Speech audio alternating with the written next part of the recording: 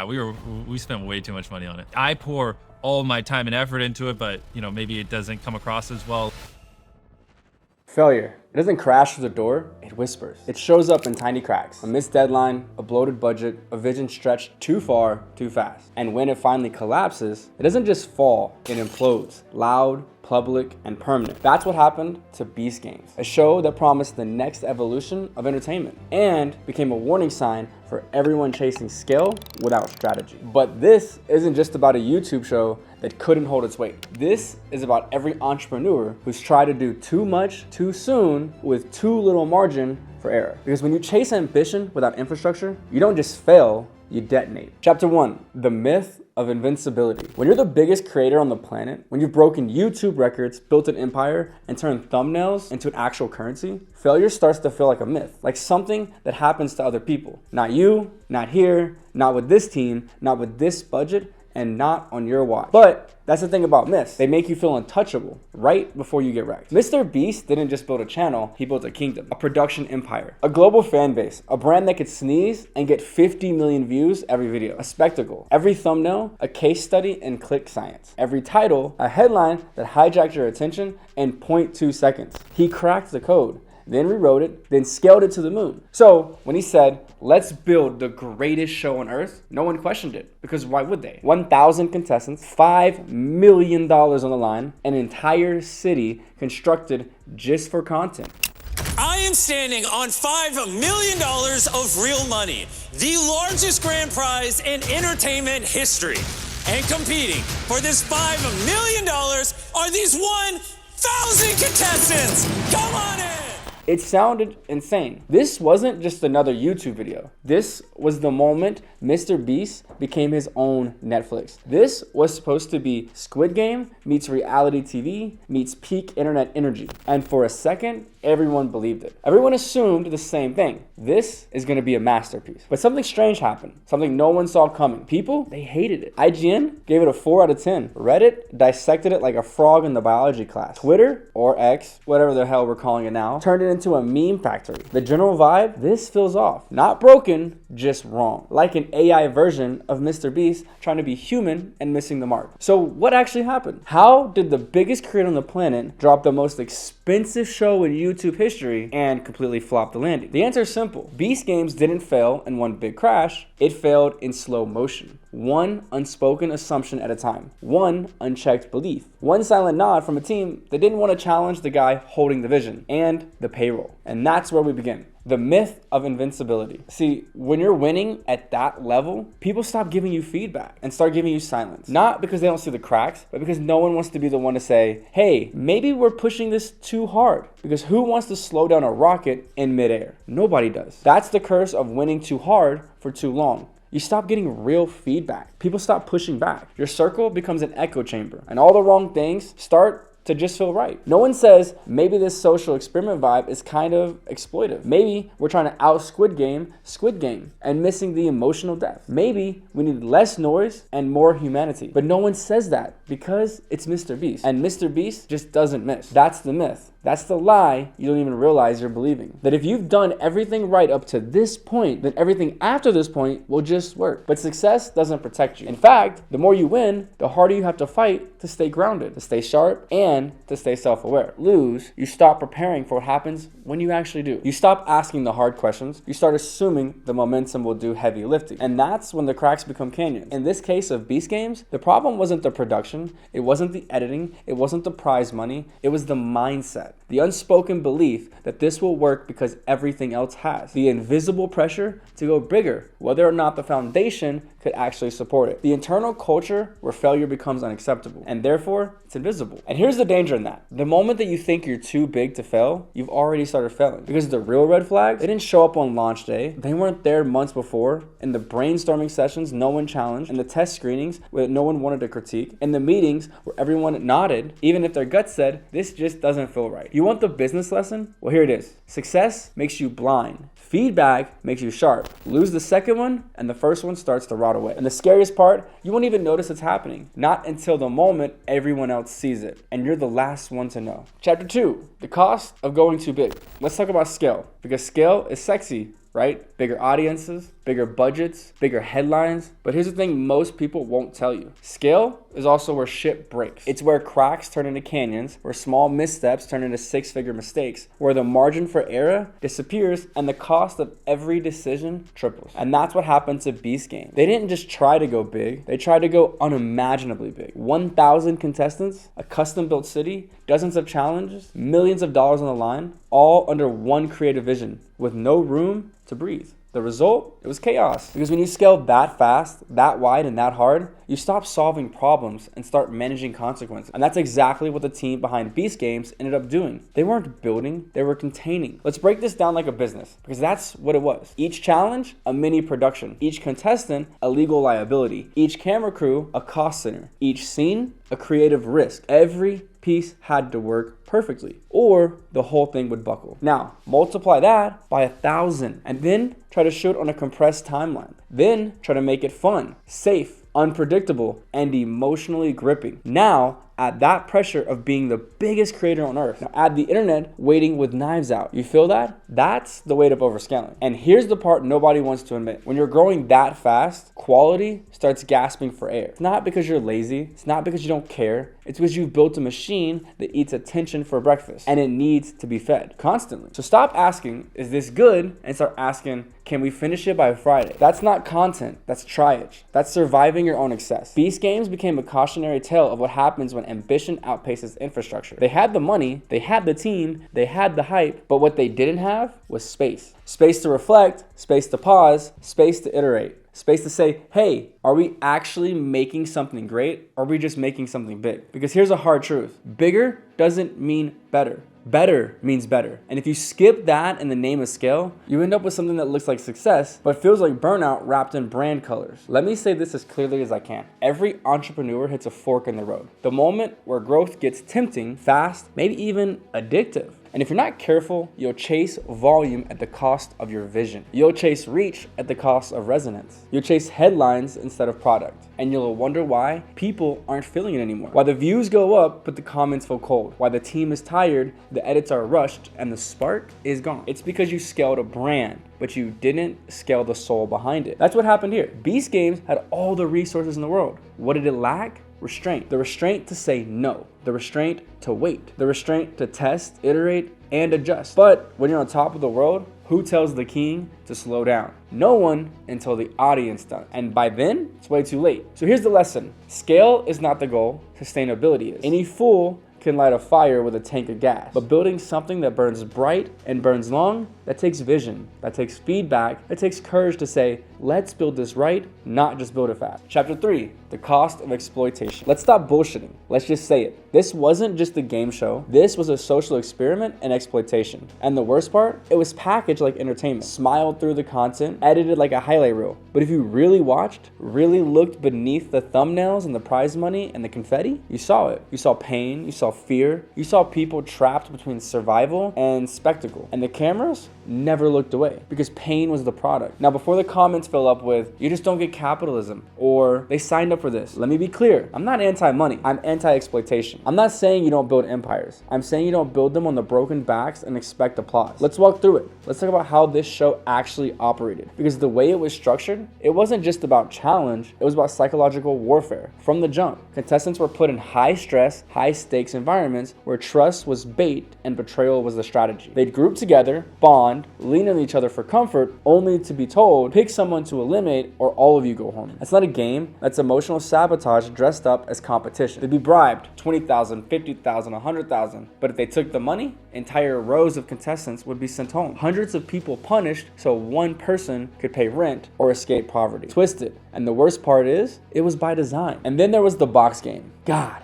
the box game. You remember it. Everyone remembers it. Contestants were encouraged to partner up with their closest ally, lean in, build trust, and then boom, told that one person, and each pair had to self-eliminate or everyone in the group would lose. Start the timer! You have 5 hours hours to eliminate one of your closest friends. They had 5 hours. No direction, no support, no out, just white walls, pressure, silence, and the weight of a decision no sane human should ever have to make. Now imagine being that girl stuck in a box with 2 brothers. One's manipulating you, the other's playing along, and you're trying, genuinely trying to be fair, to be kind, to be a human, in a room specifically designed to strip that away. You're crying, breaking down, begging for a reason, and the camera never cuts, because that moment, that pain, that was a show that was really selling. And when it's over, when she walked out devastated, confused, and humiliated, they laugh. The brothers walk off joking, smirking, proud of their strategy. And it gets edited like a punchline. That's the moment where the audience goes, what the fuck am I watching? Because this isn't just content, this is a mortality test. And we all failed it. And let me be real clear on this. You can build a sustainable brand on suffering. You can't call yourself a visionary while stripping people of their dignity for views. You can't wrap desperation in a game mechanic and act like it's innovation. It's not Squid Game, it's a mirror. And that mirror, it's cracked right in front of millions of people. People didn't stop watching because the production was bad. They stopped watching because they felt gross, not entertained, and ashamed. Here's what no one wants to admit. Most of these contestants, they weren't playing for fun. They were playing out of desperation. Foster kids, single moms, parents with cancer, people trying to escape generational poverty. These were real people, real humans. Not just usernames, not just thumbnails, humans. And when you push those people into high stress decisions, pin them against each other, reward betrayal, and call it a game, you're not innovating, you're exploiting. There's a line between competition and cruelty, and this show blew past it at 100 miles an hour. And here's what happens when you do that. Your audience feels it. They might not be able to name it, but they feel it in their gut. And when something feels wrong for long enough, they bounce out. Because no matter how much money you pour into production, no matter how viral your trailers are, if people feel like they're complicit in someone else's humiliation, they're gonna tap out. So here's the business lesson. If your product causes suffering, your brand will inherit it, period. The audience doesn't know when or how to articulate it, but they know when something's off. They know when that crosses the line. And when it does, you're gonna lose them. It wasn't the lighting, it wasn't the editing, it wasn't even the prize money. It was the feeling that something inside the show wasn't about entertainment, it was about exploitation. And that feeling, it stuck, it lingered. It made people pull back. It made people talk. And it made the whole thing start to rot from the inside. Let's talk about Mrbeast for a second. Not the brand, not the empire, the actual guy. The kid who started making videos in his room. The dude who gave away cars before he had a driver's license. The creator who built the most loyal fan base on earth by doing one thing, caring. He gave money to strangers, cleaned up oceans, he changed lives. That was the heartbeat of his brand. Generosity, kindness, surprises that turned into second chances. That's what made people fall in love with Mrbeast. But in Beast Games, that guy was gone. What we got instead was a producer. A guy on a platform calling out instructions, shouting numbers, queuing up plot twists, standing out of reach, detached. And maybe you didn't notice right away, maybe you were caught up in the spectacle, but the crack showed up early. Episode 1, contestant's tower collapses. Guy drops to his knees crying. His dreams were crushed. Hope slipping through his fingers, and Nolan, Mac, they just stand there. No reaction, no, hey man, that sucks, no, you okay, no pause, just awkward tension and the need to keep the machine running. Mac literally says, I'll leave this one to you, and walks away. Nolan sighs like it's a chore, like this man's breakdown is an interruption, like empathy is an optional upgrade. I'm gonna let you handle this one. Why do I gotta handle it? That moment when people started to feel it, that gut level discomfort, like, wait, what am I watching? Not because the edit was wrong, not because the challenge was unfair, but because the humans hosting it weren't human anymore. It wasn't just the games, it was the tone, the posture, the energy. It didn't feel like kindness, it felt like control.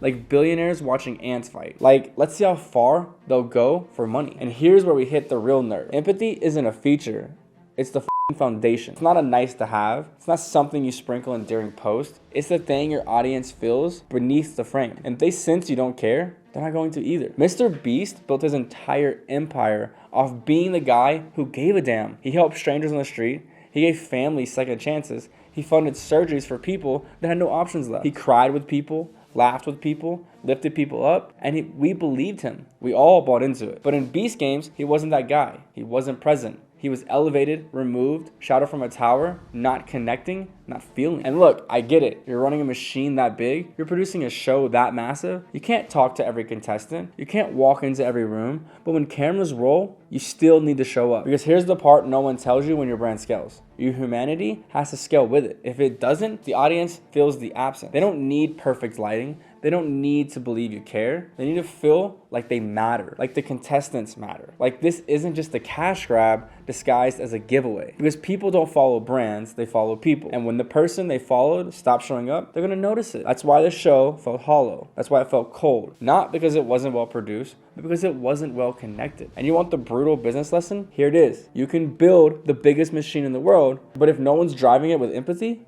it's gonna crash. Not all at once, slowly, episode by episode, silent exits, shrinking excitement, until you look around and realize you scaled the content and lost the connection. And let me say this to every entrepreneur, creator, leader building something big right now. If you strip out humanity in the name of scale, you will lose the very people you set out to serve. Not immediately, not loudly, but slowly and permanently. Because people don't remember how epic your set design was. They remember how they felt watching it. They remember if it lifted them up, if it made them feel something, if it reminded them they weren't alone. Beast Games didn't fail because it lacked funding. It failed because it lacked feeling. Chapter 5, systems don't fail, humans do. Let me say this loud so nobody twists it. This isn't about Mrbeast being evil. It's not about the team being incompetent. It's not a hit piece. This isn't a gotcha content. This is a case study in what happens when you scale so fast, so hard, you lose sight of what made people care in the first place. Because make no mistake, Mrbeast is still a genius. The guy changed the face of YouTube. He raised the bar for everyone. He made generosity go viral. He gamified kindness. He created a new content language. And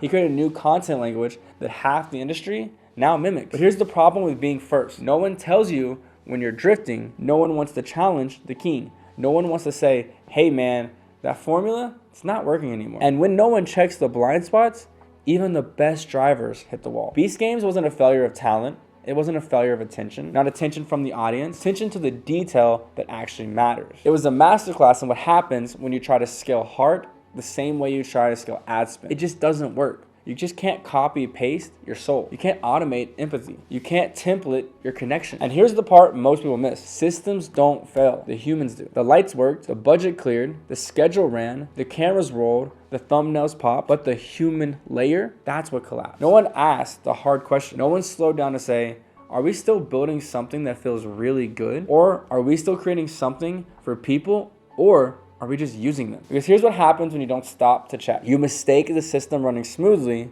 for the experience running deeply. You think the logistics are fine, so the product must be fine. But that's not how people work. Your audience doesn't care how hard it was to build a set. They care how it made them feel. You just don't care how complicated your back-end system is. They care about the front-end interaction. They care about the moment, the emotion, the connection. And when that's gone, it doesn't matter how optimized your workflow is, you lose them. So yeah, Beast Games fail. But the good news, you don't have to. Whether you're a creator, a founder, an entrepreneur, or someone trying to build something that matters, you can learn from this. You can audit your ambition before it breaks your audience. Here's what that means. Don't chase scale without soul. Don't automate the heart of your business. Don't build systems that function but don't feel. And don't ever assume you're too big to fail. Because the moment you believe that, you're already failing in ways you can't see. And listen, I get it. You want to move fast. You want to grow. You want to win. But there's a difference between speed and awareness, between growth and alignment, between building a machine that works and building one that works for people. That's the lesson. Not that Mrbeast fell, not that Mrbeast Games bombed, but even the smartest, most talented people in the world can miss the mark if no one's willing to call out the cracks. Because the cracks don't start as explosions, they start as whispers, missed moments, shrinking morale, tiny emotion disconnects, they compound until the whole foundation shifts. So here's your job. If you're building something, don't wait for the crash. Don't wait for the internet to tell you it's broken. Be the one who checks the foundation every single day. Ask, why do people care? Are we still earning that care? Are we still listening? Are we still leading with empathy? Because systems don't fail, humans do. But humans can also catch it, fix it, and rebuild it. Mrbeast will come back stronger. He's too smart not to. But if we don't learn from this, if we just write it off as bad press or haters being haters, we miss the entire point. This wasn't just a show. It was a movement, a cautionary tale, a blueprint in reverse. And if you pay attention to what went wrong, you can build something better. Not just something big, not just something viral, but something that lasts. So what's the lesson? It's not that Mrbeast failed. It's that anyone can when speed outruns self-awareness. when scale drowns out the soul, when no one's brave enough to say, slow down. This wasn't just about a show that missed. It was about a mirror, about what happens when systems grow, but the humans behind it don't. So if you're building something, build it with care, because success without empathy isn't success. It's a collapse on a delay. And if you've got the courage to see that, you won't just go viral, you'll last. So if you enjoyed this video, please hit that subscribe button, and I'll see you in the next one. Love you guys. Peace.